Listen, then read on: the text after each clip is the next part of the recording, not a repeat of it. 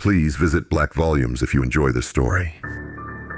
My husband and I have been playing a game of tag for 5 years, but the rules have turned him into something terrifying.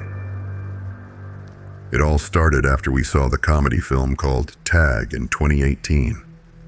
For those of you who are unaware, it's based on a real story about a group of friends who played an endless version of the children's game.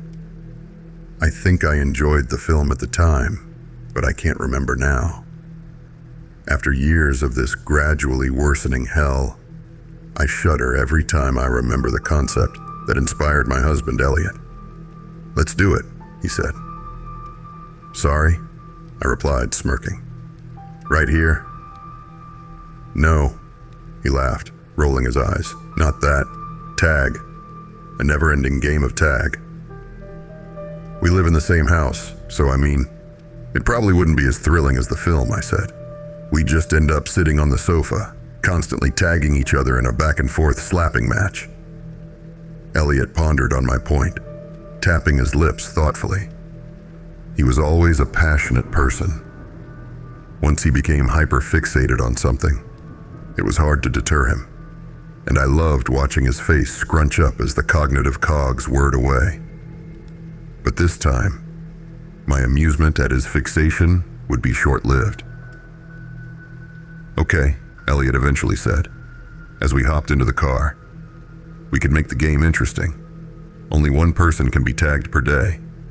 The game pauses until midnight, at which point whoever's it can tag the other." I laughed. "Midnight? Well, I think we both know that the tagging's going to happen when we're both in bed, don't we?" My husband smiled. It wasn't an unpleasant smile to my eyes, but everything seems different in retrospect. "Who's saying I'd still be lying next to you?" he said. Even then, when I still thought his suggestion to be lighthearted, the way he said that sentence set my hairs on end. "No, we're not going to be an old married couple with separate beds. Why don't we make the starting point 6 p.m., I asked. "Okay, want to begin?" "Sure," I said. "Who's it first?" "You," Elliot replied. "I'll be a gentleman and—" "Tag, you're it," I squealed, laughing as I tapped his shoulder playfully. Elliot smiled, keeping his eyes fixed on the road ahead. "And it's 8 p.m. I guess I'll have to wait until tomorrow to get you back. You're going to be so easy to catch." And the next day, he proved that. At 6 p.m., on the dot, my husband silently emerged from a hiding spot behind the sofa and tagged me. I yelped, clutching my pounding chest. "I didn't even hear you come home." "I didn't go to the office today," Elliot giggled. "I've been hiding there for hours." When I arrived home the next day, I waited for my husband to walk through the door so I could have my revenge. 6 p.m. came and went. At 7 p.m., I texted Elliot to ask when he'd be home. He responded that he was sleeping at the office to avoid being tagged, and when he didn't show up the day after, I told him that tag might cost us our relationship if I were never to see him again. His response infuriated me. "Nice try. Ultimatums won't work." "I don't want to be it." When I told him that he'd better come home, his response sparked a ripple of shivers across my body. "Oh, but I am home, darling. You just haven't seen me yet." Then I heard a slightest creak from the cupboard beneath the sink. When I opened the double doors, there was my husband. And ordinarily, that would have been a funny sight, wouldn't it? Just a game of tag that had reached dizzying heights of ridiculousness. But you didn't see his face. That wasn't Elliot.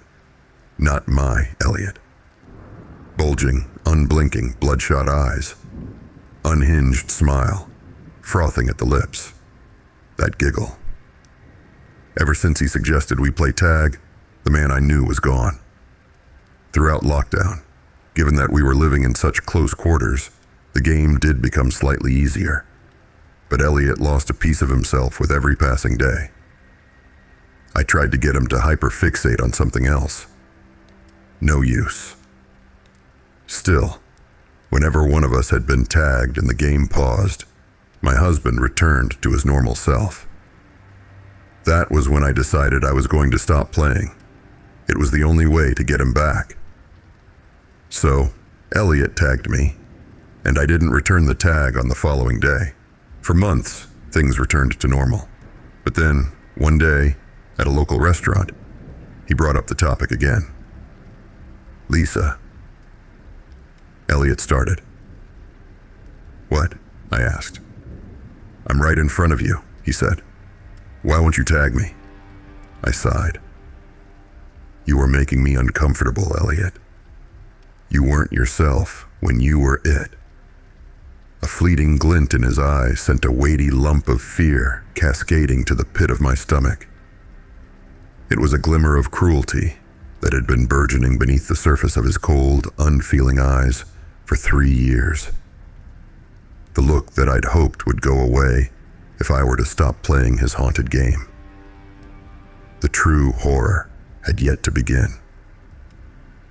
This won't do at all, Lisa, he whispered, in a voice hardly his own. I've been patient. I thought you were planning the ultimate move. I'm gonna have to make a new rule.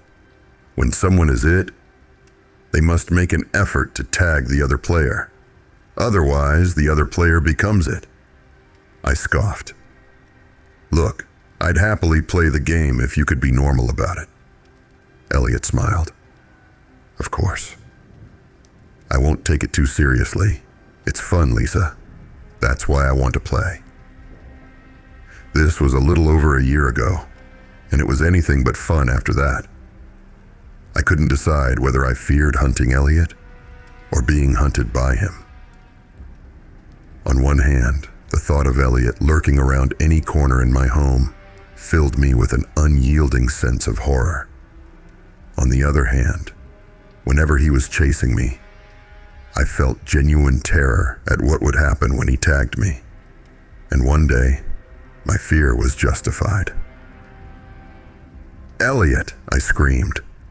I was lying on the floor, shivering after my husband had tagged me. But tagged doesn't begin to cover it. Elliot thumped me in the arm with a cricket bat. Thumped it so hard that I couldn't move it. I would later find out that it was broken. New rule, Elliot said, cracking his neck in a horrid, inhuman way. Every tag is more creative than the last. Shaking uncontrollably, I finally snapped. I'd given the man so many chances, but physical abuse, that was the line. He'd crossed it, and there was no coming back from that. It was finally time to abandon the marriage. You hit me. It's over, I said. I'm moving out. You're not the man I married. He never would have hurt me. Elliot froze, and something inexplicably horrifying happened. His eyes blackened. The newly darkened pupils merged with the whites of his eyes. Do you think the game ends if we end? Elliot asked, sinisterly snickering. You're still it, and if you don't make an effort. What's happened to you, Elliot? I wailed, clutching my broken arm and sliding away from the unhinged figure who loomed above me. We're not playing tag anymore. Oh, okay. New rule, he said. When I next tag you, the game's over. No. You can't tag me ever again. I'm it, I whispered. Remember the rule. You only stay it if you make an effort? Elliot gleefully said, striding towards me. Are you going to make an effort? I ran out of the house, left arm hanging limply by my side. I used my right hand to scoop my phone out of my pocket, and I called my sister from the side of a busy road. She urged me to call the police, but Elliot had fled when officers reached the house. I couldn't stop thinking about the blackness that spread across his eyes. So, I ended up on an online forum talking about blackened eyes and changed personalities. One user's comment sent chills through my body. He's got the black bug. He'll only stop playing when one of you dies. Terrified beyond words, I decided that it wasn't safe for me to live with my sister. If the anonymous commenter were correct, then Elliot's talk about the game being over would surely have spelled my end. I moved to a lakeside cabin under a different name, intending to stay far away from Elliot until I could figure out the next course of action. I woke at 4 a.m. one particularly wintry morning in December. The sound of giggling filled the lakeside cabin, and I trembled. Walking to the edge of the upper balcony, I looked below to see a horrifying sight in the middle of the living room. A head peering over the back of the sofa. "Peekaboo," Elliot chortled. I screamed and hauled my half-frozen body towards the stairs, barreling towards the front door. But as my hand clutched the handle, something clutched me. I turned to see Elliot on the floor, propped up by hands and legs in a low, crouching position. The fingers on one of his hands were curled viciously around my ankle, and he was grinning. That awful grin. "Tag," he whispered. "Game over." His mouth opened, revealing numerous rows of unnaturally jagged, janky teeth.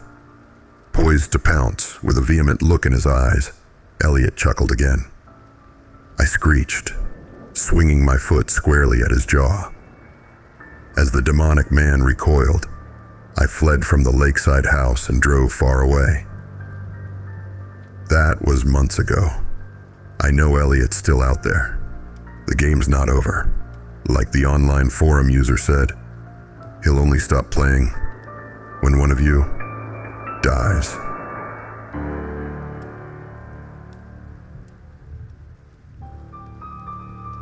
Thank you for listening and delving into the dark with me. I would be so grateful if you please click the thumbs up, subscribe, and leave a comment.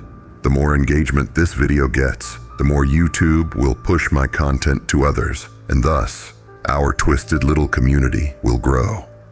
All stories read on this channel will be available on Spotify, iTunes, iHeartRadio, and many other podcast apps. Links are in the description.